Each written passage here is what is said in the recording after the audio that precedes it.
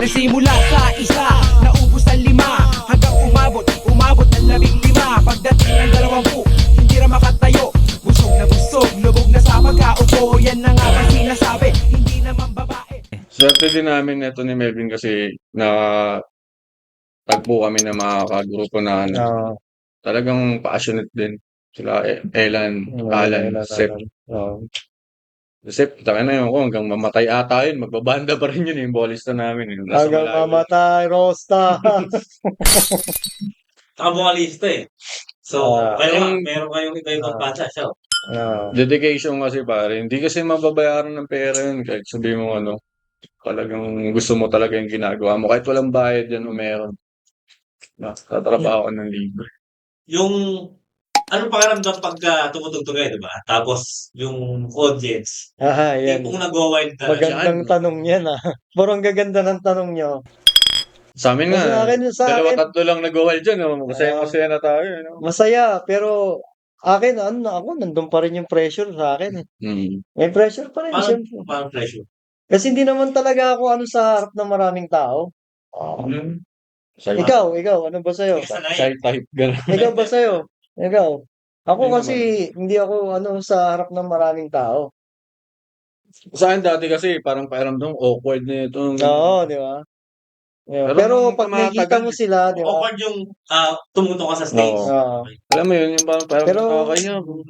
nakikita mo sila nandun pero nandun pa rin yung kaba, tapos yung excitement, saka yung tuwa nandun. Ang sarap! Nandun pa rin yun, Pero pag syempre. sila nag-wild, Nandun pa rin yun. Pero, masaya. masaya. Hindi mawawala yung part O gusto mong punta, sama na lang ako sa inyo.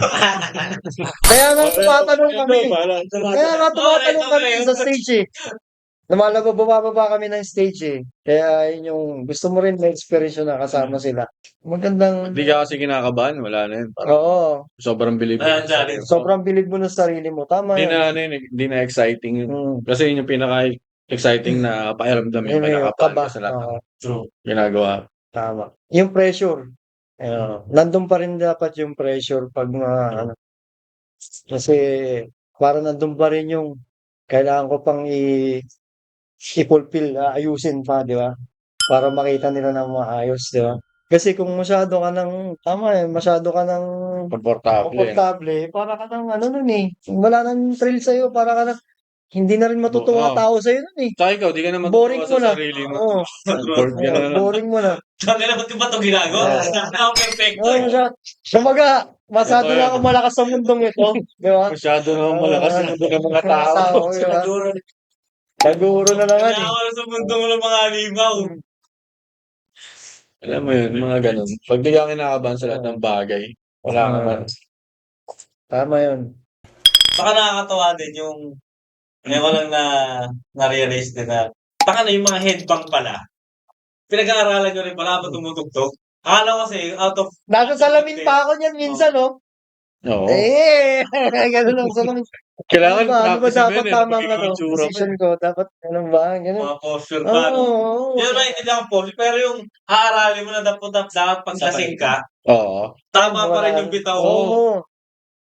Nandun pa rin. Kaya yung pag mga ganun yung Akala ko kasi combat me na lang o kaya depende lang sa lakas mo Depende lang. Inaaral nyo rin pinapractice. Kasi hindi lang naman, yung mga nanonood kasi dyan, hindi naman sila yung parang walang alam lang na Kumbaga, kaya sila nandun. Kasi pares kayo ng trip. Hindi, pares kayo ng trip. Alam niyo yung alam niyo yung paano ka gumalaw, paano dapat.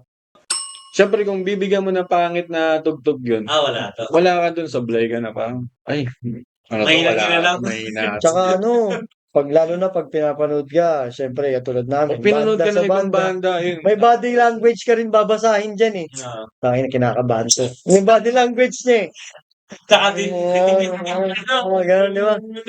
titig na titig din sila. Yun yung mga iiwasan mo. Makikita nila na, kinakabahan ako. Kinakabahan ako, nakikita nila. Sa amin minsan, sa scene namin, parang minsan nanonood na kasi mga ibang bando din. Siyempre, nakakaya naman yung mapapaya doon sa Kasi alam nila yan Once na tumimpa ka ng dyan, Alam niya, "Ay puta mali yung ano niya, ganyan." Wala daw, wala.